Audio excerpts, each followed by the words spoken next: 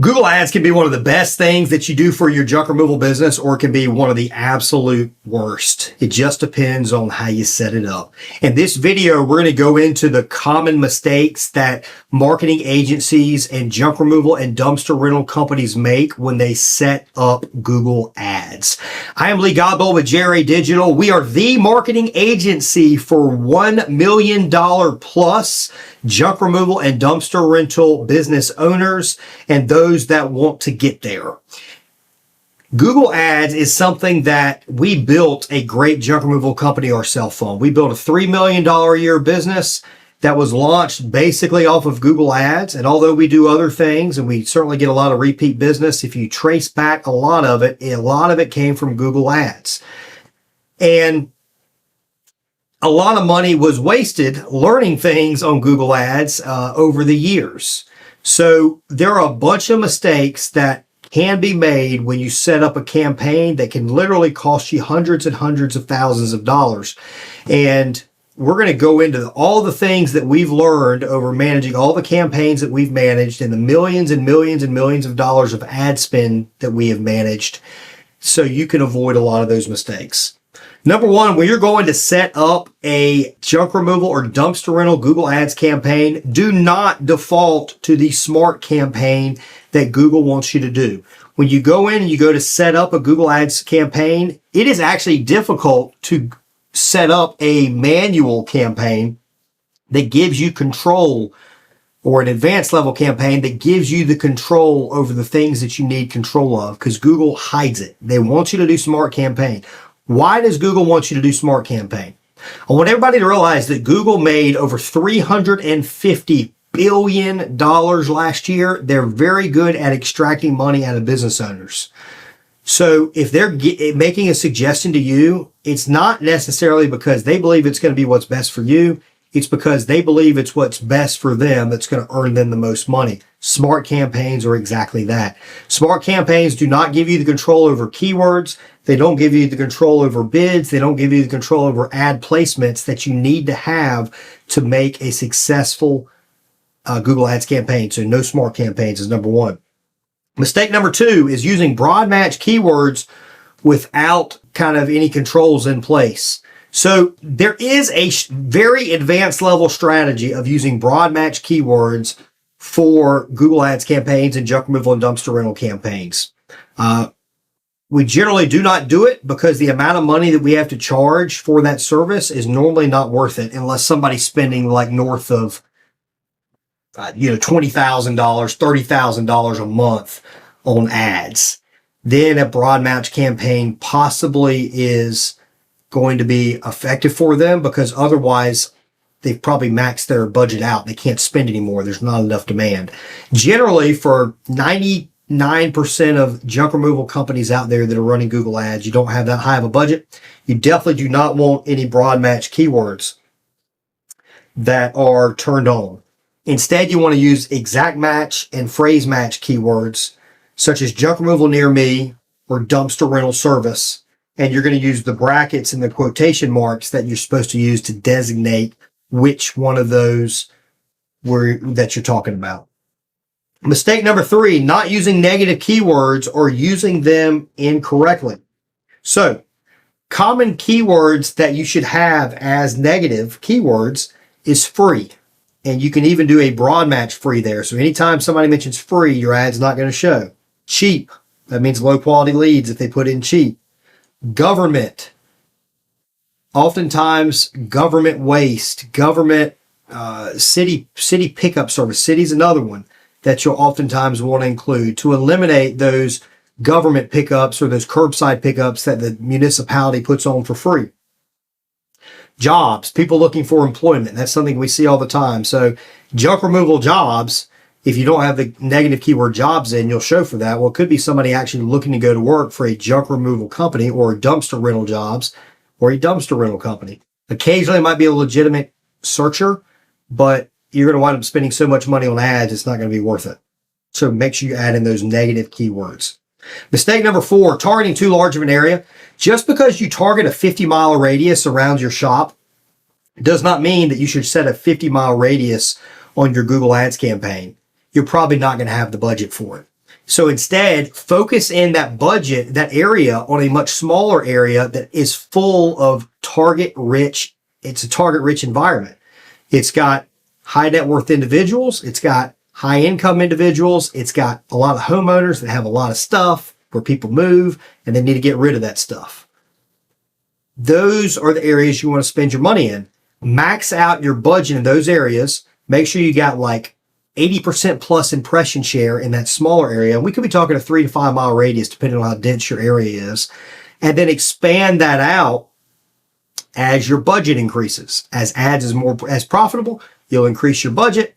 As you reach over, say, about 80% or so impression share-ish, could be even 60 to 80% impression share, and not only overall impression share, but top impression share, then you're going to start expanding out that radius. And you can eventually expand it out to 50 miles if you find that to be profitable. Targeting too large of an area is a huge mistake we see people make. They don't think about the fact they have a limited budget. They think about the fact, hey, the more areas I advertise in, the more possibilities I have at actually earning income. What winds up happening is you exhaust your budget much quicker. You get less jobs, and the work that you get, if it's 50 miles away, is a lot less profitable. Instead, consolidate in a smaller area. You're going to drive less. That's less wear and tear in your vehicle, less fuel, and less windshield time for your truck crews. And you're going to be able to time to jobs more. And then the other thing is people are going to see you in that area a lot more. You're going to get your yard signs out there. They're going to see your trucks out there. They're going to get to know you. You're going to build a brand in that market. If you got 1 or 2 trucks and you're running a 50-mile radius, ain't nobody going to remember who you are. If you got 1 or 2 trucks and you're running a 3 to 5 mile radius, they're going to remember who you are.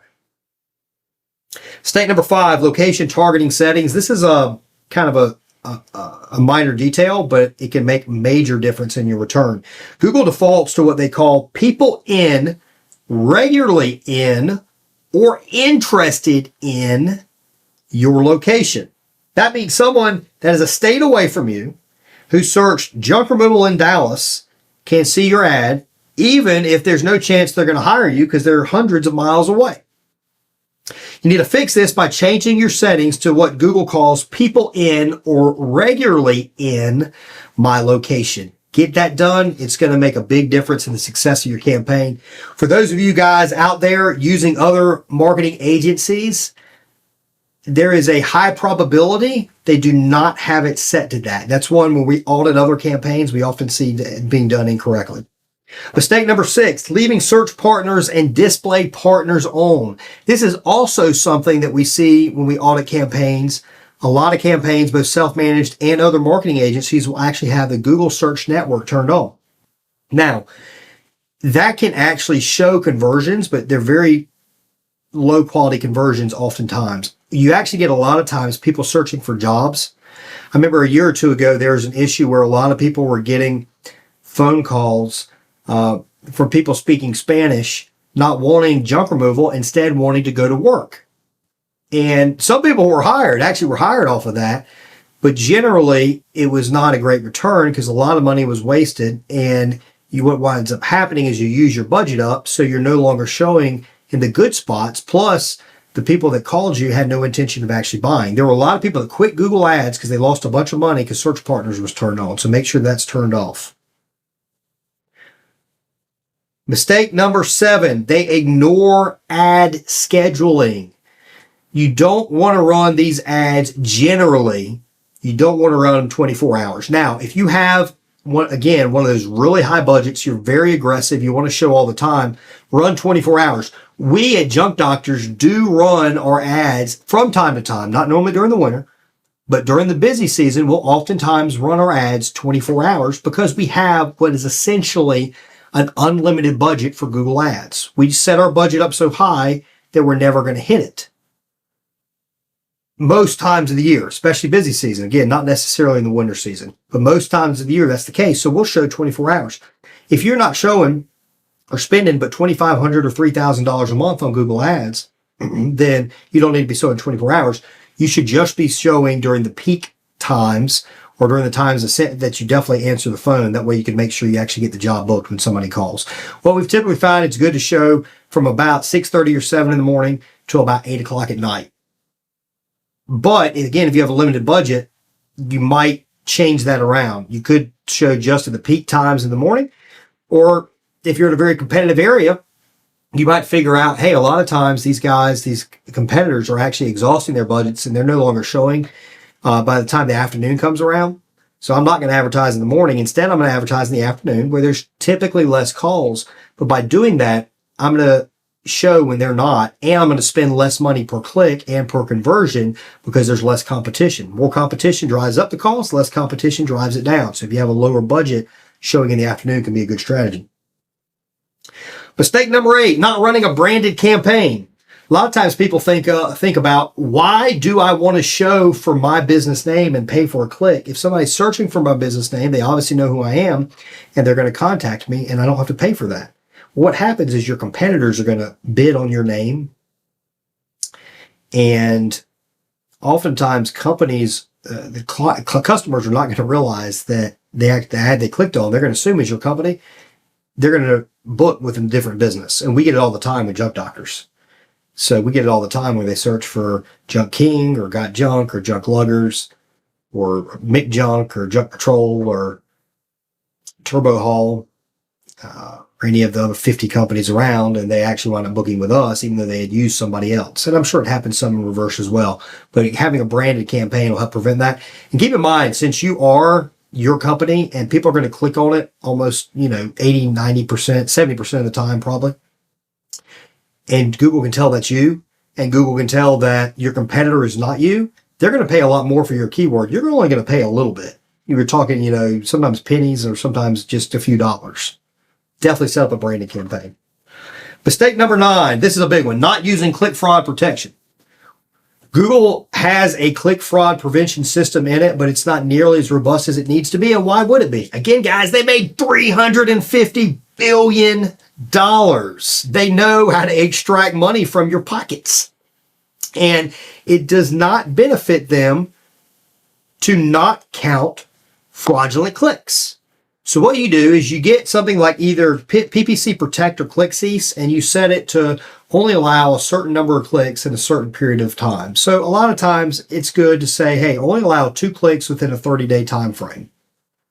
That'll generally allow somebody to shop you, think about you, search you again, click on you again, and actually purchase from you. Sometimes people don't want to be quite that aggressive, and they'll say, hey, allow 3 or 4 clicks in 30 days.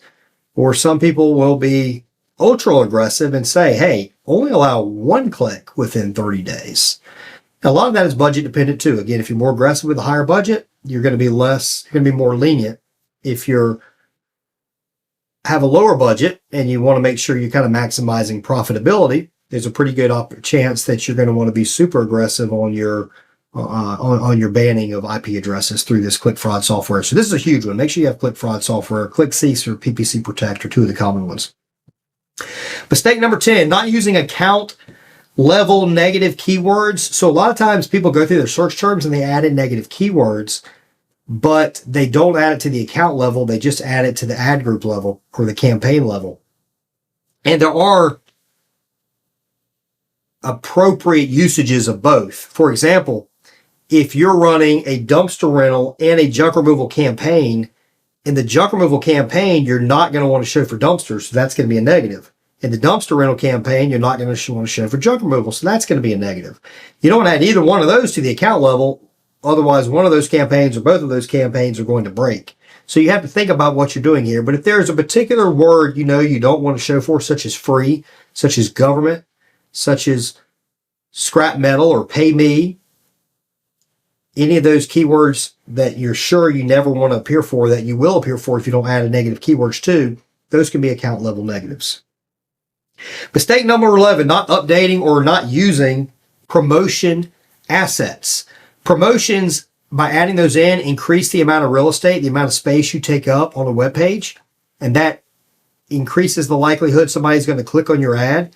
And the more they click on your ad, the higher your click-through rate, the more your quality score goes up. Obviously, the more leads you can get, the less you actually have to pay per click because you have a higher quality score. So you definitely want to use a promotion asset, such as $30 off for teachers or $30 off for veterans or $50 off the month of February, whatever you want to do.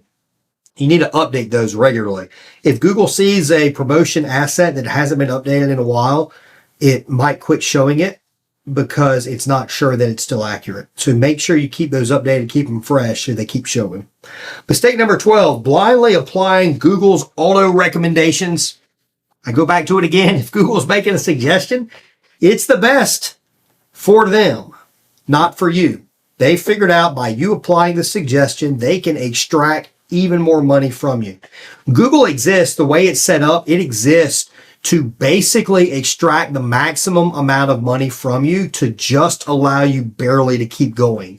So if it's not controlled by smart, talented, and conscientious individuals that want to do a really good job for you and your company, you're going to waste a lot of money to Google. Google's going to get as much as possible.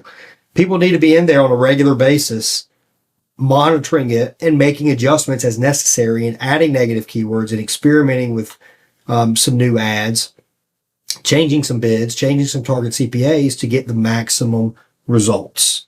So normally what you want to go into on the suggestions is you go into the suggestions and you just dismiss them.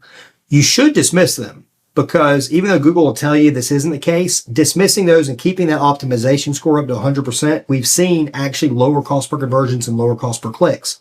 Google is seeing that you're at least reviewing the stuff, that you're active.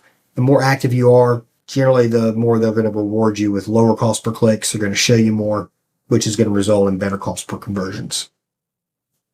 These mistakes that I just went over are literally draining thousands from junk removal companies out there. If you added it up, it's probably, I'm sure it's millions from junk removal and dumpster rental businesses every single year, every single month. Google is not on your side. Remember that. You have got to take control of these campaigns, and you need to know what you're doing, or you need to hire somebody that knows what they're doing, or you're going to wind up wasting a ton of money. If you would like to work with us, we are here at Jerry Digital, we are the digital marketing agency for $1 million plus junk removal and dumpster rental companies and those that want to get there. We'd love to work with you. We've got some great packages that combine awesome high converting websites with Google Ads management, as well as search engine optimization services and other things to help you generate big money, big profits over time, and really build a great business. And that's what we're all about, is we want to help people get to that $1 million plus mark, or if they're at $1 million plus, we want to help you work your way and eventually get to 8-figure territory, so $10 million plus. You can check us out at junkraid.com. Please give us a thumbs up if you like this video. Subscribe to our channel. We'll catch you next time.